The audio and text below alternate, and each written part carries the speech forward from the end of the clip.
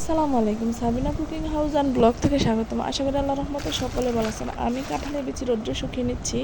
মজাদার একটি রেসিপি তৈরি করব, কাঁঠালের বিচি দিয়ে ডাল।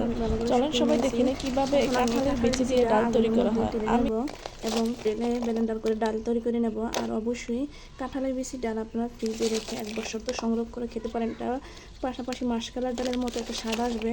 চলেন সবাই দেখে নিই কীভাবে এই ডালটা আমি তৈরি করি। প্রথমত এটা আমি বেজে নেব। আর কাঁঠালের বিচি না ফেলে দিয়ে আমরা এভাবে ডাল তৈরি করে নিতে পারি।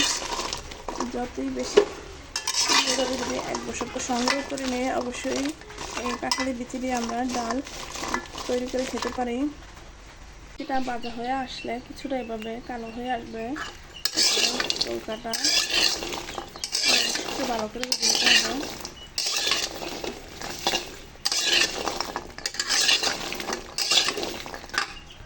সুন্দরভাবে আমি কাঁঠালের বিচিগুলো ছুলে নিয়েছি। এবার আমি এটা ব্লেন্ডার করে নেব। ব্লেন্ডার করে ডাল তৈরি করে নেব। আলহামদুলিল্লাহ, দেখেন কতটা সুন্দরভাবে আমার ডালটা তৈরি করা হয়ে গেছে, কতটা জর্জরা এবং দেখতে সুন্দর। মাসকালার ডালের মতো দেখা যাচ্ছে।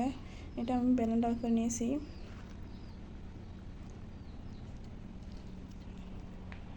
এবার আমি রান্না করে আপনাদের কাছে শেয়ার করবো, চলেন সবাই দেখে নিই। এখানে আমি এক পাতিল গরম পানি বসিয়ে দিয়েছি। আর এদিকে আমি দেখেন কত সুন্দরভাবে আমি ডালটা ভেঙে নিয়েছি, যাকে বলা হয় কাঁঠালের বিচির ডাল। আমি এখান থেকে অল্প পরিমাণ রান্না করবো, আর বাকিটুকু একটা বক্সের মধ্যে করে আমি ফ্রিজে সংগ্রহ করে রাখবো। বিসমিল্লাহির রহমানির রহিম। আমি দিয়ে দিচ্ছি কাঁঠালের বিচির ডাল। আমরা কি করি, আমি একটু হাতের সাহায্যে এটাকে নাড়াচাড়া করে দিচ্ছি। আমরা কি করি, কাঁঠালের বিচি ফালাই দেব অনেকদিন পর্যন্ত সংগ্রহ করে রাখার পদ্ধতি জানি না, কিন্তু এখন আমি যে পদ্ধতিটা দেখাচ্ছি আপনাদের অবশ্যই কাজে আসবে। ডাল রান্না করে খাওয়ার জন্য 1 বছর তক আপনারা সংগ্রহ করে রাখতে পারেন। এভাবে ব্লেন্ডার করে বক্সে করে ডিপ ফ্রিজে রেখে দিতে পারেন। আল্লাহর নেয়ামত যে কোনোভাবে আপনি তৈরি করলে অবশ্যই খেতে সুস্বাদু হবে। এদিকে আমি গরুর আটি নিয়েছি, যাতে ডালটাকে খেতে খুব সুস্বাদু এবং মজাদার হয় তার জন্য। এবার আমি গরুর হাড্ডিগুলো দিয়ে দিচ্ছি। বিসমিল্লাহির রহমানির রহিম।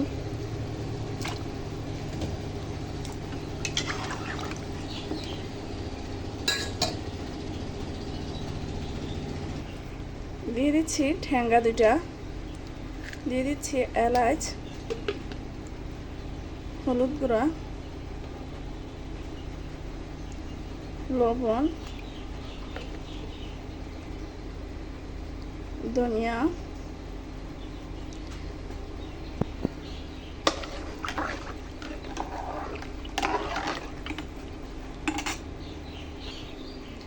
এবার আমি দিয়েছি আদা রসুন একসাথে পেস্ট করা। এভাবে আমি ডালটাকে ভালো করে সিদ্ধ করে নেব।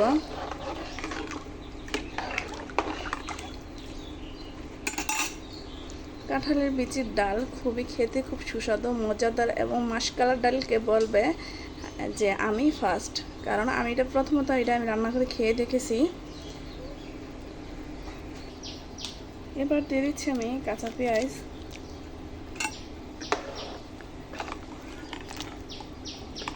আসলে এটা কেউ বলতেই পারবে না যে এটা কাঁঠালের বিচির ডাল। দেখলে মনে হবে যে মাসকালার ডাল, বা যে কেউ বলে কালার ডাল, ওই ডালের মতনই দেখতে। কারেন্ট চলে গেছে, এর জন্য আমি গ্যাসের মধ্যে আবার ডালটা বসিয়ে দিয়েছি। অবশ্য কারেন্ট প্রায় 1 ঘন্টা অপেক্ষা করছি, এখনও কারেন্ট আসার সম্ভাবনা নেই, তার জন্য আমি গ্যাসের মধ্যে কাঁঠালের ডালটা বসিয়ে দিয়েছি। দিয়ে দিচ্ছি কিছু কাঁচামরিচ,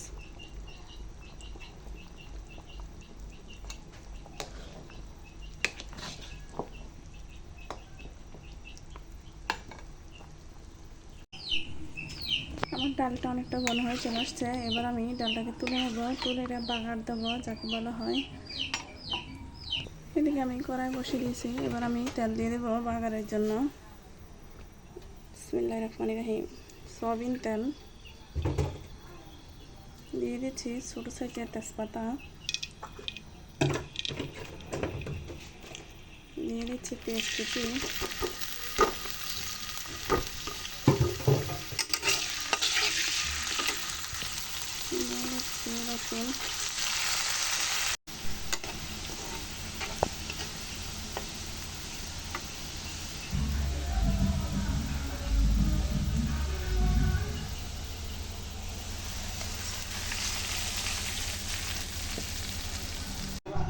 দিচ্ছে জিরা,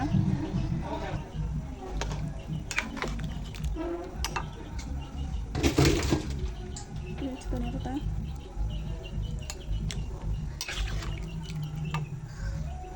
আলহামদুলিল্লাহ আমার কাঁঠালের বিচি রান্নার ডাল তৈরি করা হয়ে গেছে। দেখেন কতটা সুন্দর এবং লোভনীয় দেখাচ্ছে, খেতে খুব সুস্বাদু। সকলের জন্য দোয়া রইল। ফি আমানিল্লাহ, আল্লাহ হাফেজ।